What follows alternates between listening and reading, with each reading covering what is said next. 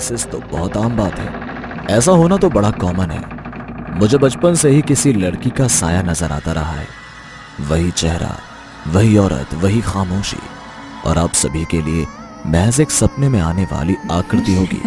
मैं भी यही सोचता था और सोचता आ रहा हूं, मगर आपकी ये सोच जल्द ही मैं बदलने जा रहा हूं। स्लीप पैरालिसिस मुझे बचपन से ही है।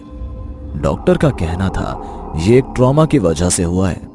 मैंने अपनी मां को बचपन में अपनी आंखों के सामने खो दिया था।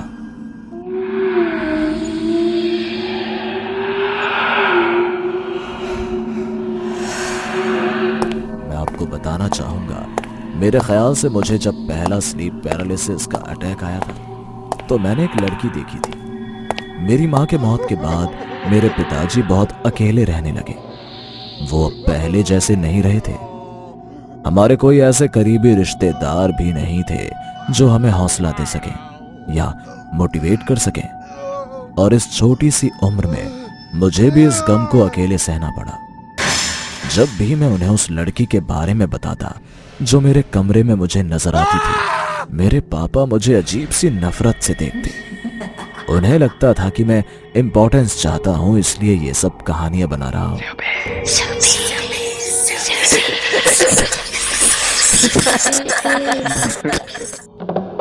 जबकि मैं वाकई उस लड़की से बहुत डरा हुआ था और रात रात भर खौफ के मारे सो नहीं पाता था। कैसे तैसे फिर मैंने उनसे इस बारे में बात करने का सोचा, मगर आखिर मैं उनसे क्या बात करता, मैं उन्हें क्या बताता। फिलहाल मैं खुद कंफ्यूज था कि मेरे साथ आखिर हो क्या रहा है। अगर मुझे मालूम होता कि मेरे साथ क्या हो रहा है तो मैं उन्हें कुछ बता भी पाता। छोटी छोटी सांसें लेना, चादर के अंदर छुप जाना, रात को सोते समय 108 बार गायत्री मंत्र का जाप करना, ऐसी बड़ी छोटी चीजें अपनाकर मैं कैसे तैसे अपनी रातें काट रहा था। और धीरे धीरे मैंने खुद को संभालना सीख लिया था। आप सोच नहीं सकते मुझे कितना रिलीफ मिला जब मुझे पता चला कि स्लीप पैरालिसिस क्या है। मुझे पता चला ये तो महज एक बीमारी है जो हर किसी के साथ होती है। और मैं यहां सोचकर बैठा था कि कोई भूत मुझे रोज रात में हेलो बोलने के लिए आता है। इसलिए मुझे बहुत हिम्मत मिली और मुझे इस बीमारी को समझने में बहुत आसानी भी हो गई। ऐसे ही वक्त गुजरता गया। जैसे जैसे मेरी उम्र बढ़ती गई, मुझे डरावने ख्याल आने भी कम हो गए, जिनसे मैं बहुत ही ज्यादा खुश था। मुझे एक लड़की से मोहब्बत हो गई और उससे मेरी शादी हो गई।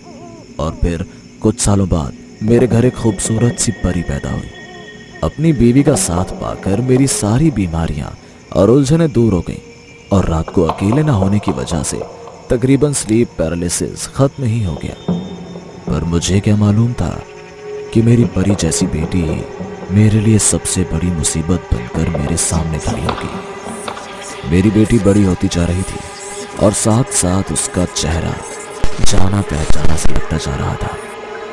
मुझे अपनी आंखों पर यकीन नहीं आ रहा था कि मेरी बेटी का चेहरा मेरे स्लीप पैरालिसिस में आने वाली लड़की से किस कदर मिलता जा रहा है।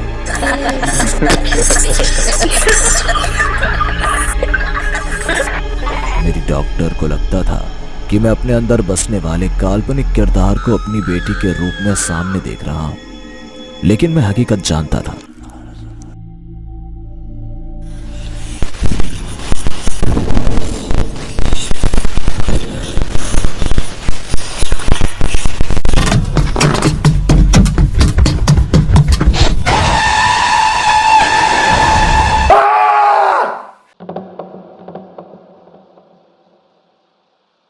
मेरा अपने डॉक्टर के ऊपर से भरोसा उठता जा रहा था और जितना भी मैंने रिकवर किया था वो सब खत्म ही हो गया।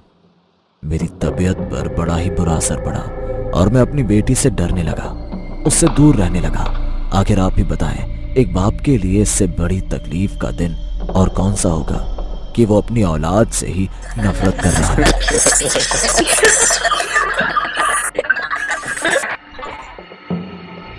मैं अपनी परी जैसी बेटी में एक खौफनाक डायन देखने लगा। उसे देखकर ही मेरा दिल दहल जाता।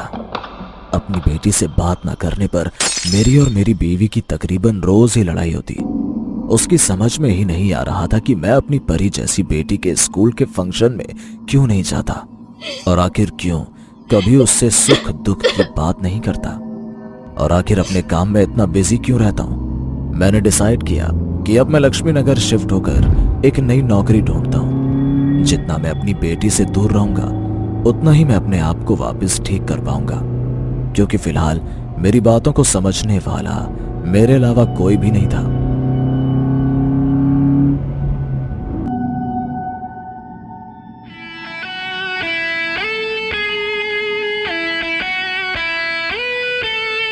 न चाहते हुए भी मुझे अपने घर से दूर होना पड़ा। मैंने अपनी बेटी के 18वें जन्मदिन पर किसी काम का बहाना बनाकर उसका बर्थडे अटेंड नहीं किया। मेरी बेटी मेरे जाने के बाद बहुत रोई। वो पहले कभी इतना नहीं रोई थी। हद है विक्की तुम्हारी, आखिर इतना भी क्या काम है कि अपने घर वालों के लिए समय ही नहीं है। क्या मैं अब काम भी नहीं करूं क्या? ये जो घर पर खाना पीना हो रहा है ये मेरे पैसों की वजह से ही तो हो रहा है। अगर काम करना छोड़ दूंगा ना, महीना निकालना मुश्किल हो जाएगा। अच्छा, तो तुम आज अपने पैसों का रोब दिखा रहे हो, है ना? तुम हमेशा मेरी बातों को गलत क्यों ले जाती हो? वाह हो, तो मैं तुम्हारी बातों को गलत लेकर जा रही हूँ। मेरी अपनी बीवी से फोन पर बहुत लड़ाई और ये लग रहा था कि शायद हमारी शादी आज यहीं खत्म हो जाएगी। ओके ओके साइलेंस प्लीज, मुझे एक लास्ट मौका दो, मैं सुबह आता हूँ और सब कुछ ठीक कर दूंगा। आज तक उस रात का एक एक पल मुझे याद है कि जिसने मुझे जीना सिखाया, जिसने मेरी जिंदगी को एक नई राह दिखाई। आज उसी से मैं दूरियां बना रहा हूं, वो भी किसी और वजह से जिसकी उसको खबर ही नहीं। मैं उसे बताने को बता सकता था, मगर क्या वो मेरी बात सुनती? क्या वो मुझे समझ पाती?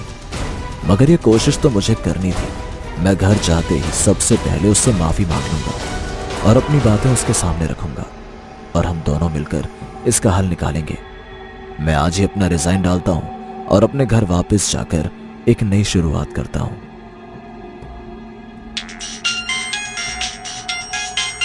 अचानक मेरी आंख एक फोन कॉल से उठी और ये फोन कॉल पुलिस स्टेशन से था। कोई हैवान रात को मेरे घर में दरवाजा तोड़कर घुस आया था। उसने मेरी बीवी को गोली मार दी और मेरी नन्ही परी जैसी बेटी का बलात्कार कर उसका गला काट दिया। अब मेरे पास सिर्फ तकलीफ और पछतावे के अलावा कुछ नहीं बचा था। काश उस रात में घर पर ही होता, किसी काम के बहाने दूसरे शहर नहीं जाता। क्या पता अगर मैं घर पर होता तो उन्हें किसी तरह से बचा लेता।